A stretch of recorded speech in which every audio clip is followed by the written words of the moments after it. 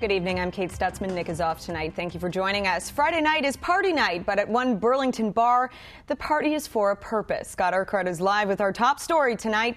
Scotty, what do you have for us tonight? Hi, Kate. I'm out at Gator Tents in Burlington.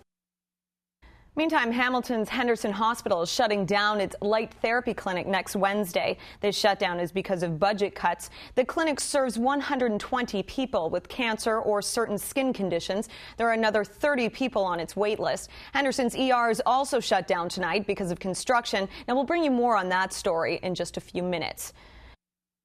Another long weekend is upon us, and while it should be a fun time for some, it's also a time when water tragedies rise. So to help you have a safe and fun weekend, if you're out on the water, we're joined now by CH's Sean Cowan live out on the water. Hi, Sean. Bob just said he thinks he can do that. I could do that. I could do that wearing that, if you'd like. I would put $100 on the fact. Okay, we got 100 from Kate. 100 for you not to wear the outfit, and then 100 if you can do the baton twirling.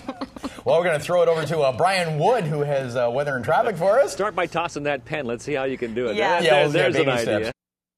But here's a better look of what is starting to push up. You can see all of that cloud cover. What's causing that is this nasty low pressure system to the south of us. It is packing quite the punch. It's got a lot of moisture in it. It could bring upwards of 15 to 20 millimeters of rain in the area. The other good news, which I can tell you for all of you runners tomorrow, it doesn't look like any thunderstorms in the Hamilton area, but in Niagara Falls, St. Catharines, Kitchener, those areas, you are going to be seeing some. Sunrise tomorrow, 7:07, sunset at 7:41. So tonight, showers starting around midnight. I gotta tell you, everybody wants a little bit of sunshine tomorrow, Kate. I know, and unfortunately, yes, it's the big unfortunately, I will be the bearer of bad news. It is going to rain and it is going to be windy, so it's definitely going to test your abilities when you're out there tomorrow running. Now let's take a look at current conditions outside right now. Those clouds are continuing to roll in over the Hamilton area. Still a nice warm 9 degrees outside. Those winds coming out of the northeast at 24 kilometers per hour. I'll tell you how windy it's going to be in just a bit. Maria, back to you. Minus 7 degrees right across the board. We don't often get that. It's feeling closer to minus 10 with that wind chill.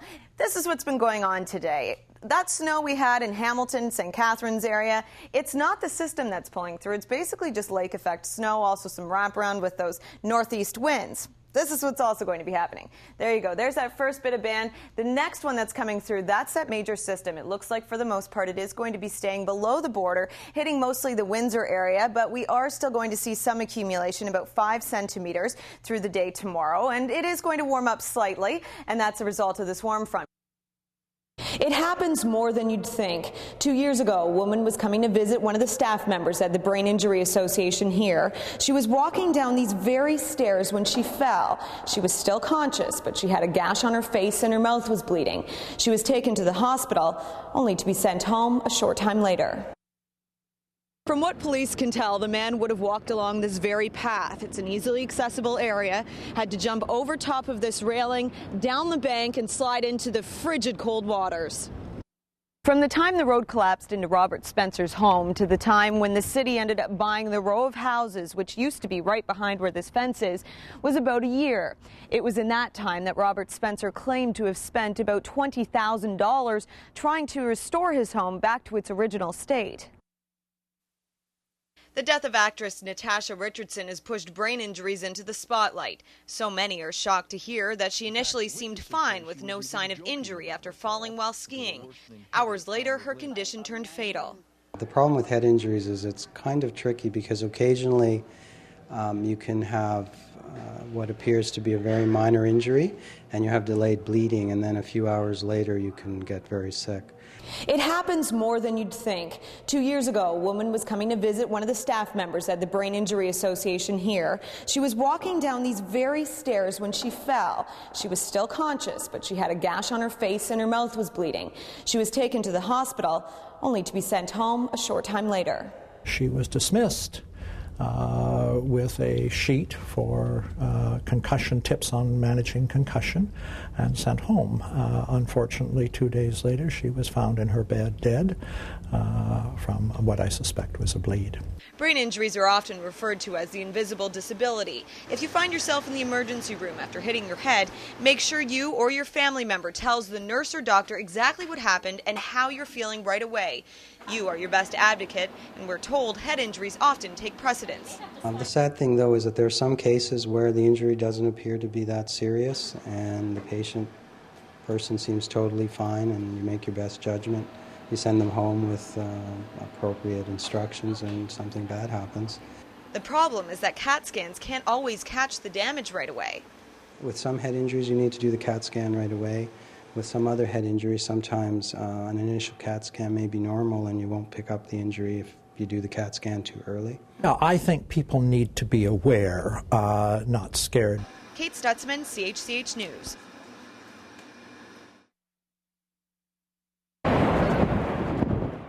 I had no hope that he'd be still alive because time was our biggest enemy. By the time Chief Pilot Rudy Hoffman and his team responded to the call for help from police, the man had already been in the freezing cold water for 20 minutes.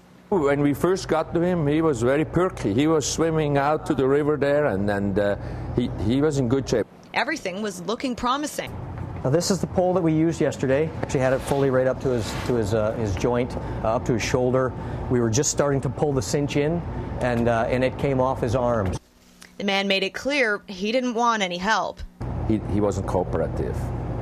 He didn't want to get rescued. He didn't want it to be saved, and so we couldn't pull him in.